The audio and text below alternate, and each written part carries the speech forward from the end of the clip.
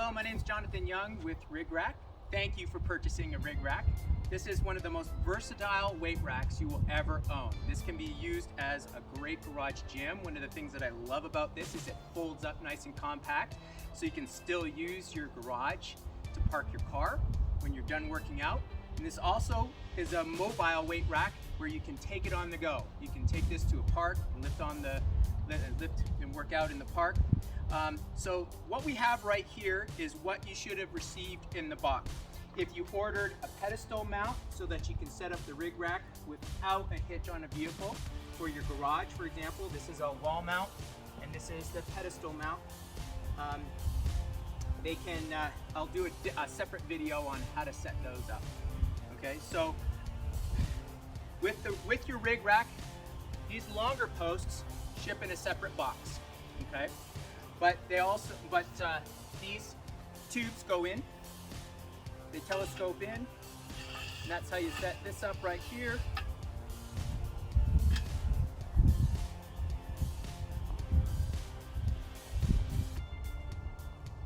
These posts are galvanized so that they don't rust, because this is an outdoor piece of equipment. So we haven't got them numbered, okay? But what I like to do is take like a dry erase marker and mark off some of the holes that you typically use for bench press, or when you extend up the telescopic tube to do your pull-ups. I'll go ahead and I'll mark one of the holes, and that way I know every time how high I like to have the posts. When you're setting up the rig rack with these posts, you want to make sure that you're leaving about 6 inches or 6 holes of telescopic tubing inside the main posts right here. And that will give you enough leverage so that the posts stay nice and strong when you're doing your pull-ups, your muscle-ups, or toes to bars. The rig rack itself right here comes in 2 pieces, ships in 2 pieces, and it's meant to be installed once. Okay, so when we put it together, it's meant to stay like that. Okay, and you have your main unit right here, and you want to set up this arm right here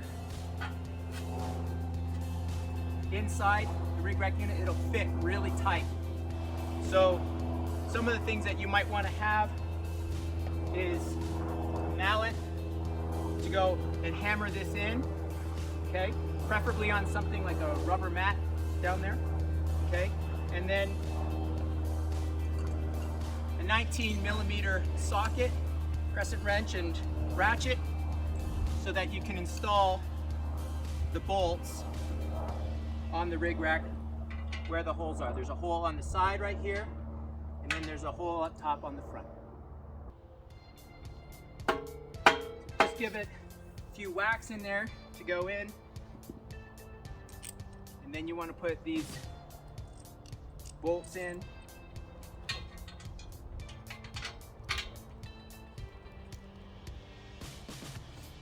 It's meant to fit really tight so that the rig rack does not wobble at all.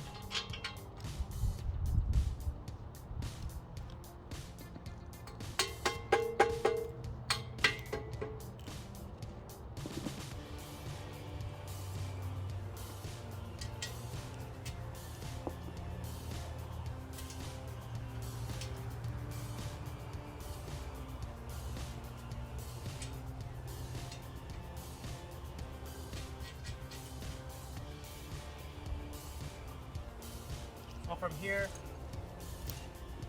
you would use your tools to go ahead and tighten up these bolts here. This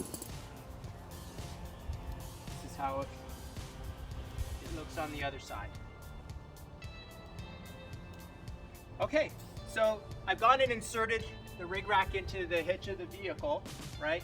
And then we just use the hitch pin to go ahead and secure the rig rack. This hitch pin will also work with the pedestal mount, okay, and the wall mount. With your rig rack shipment, you'll also have some J-cups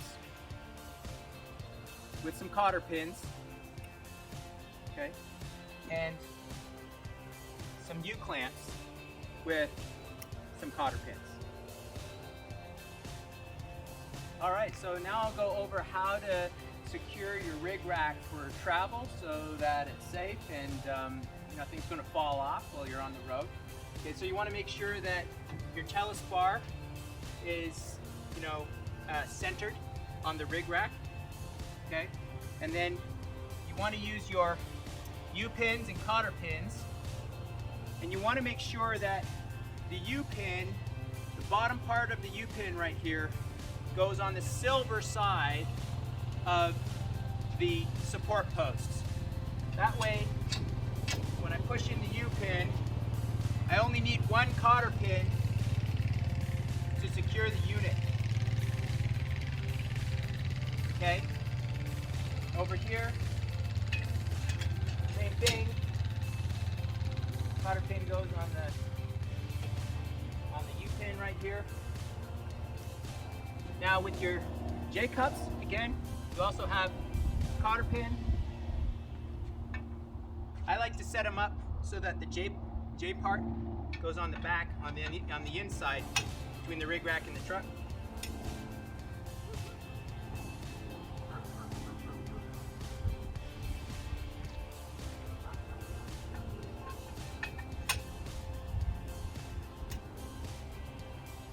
You should be set and good to travel.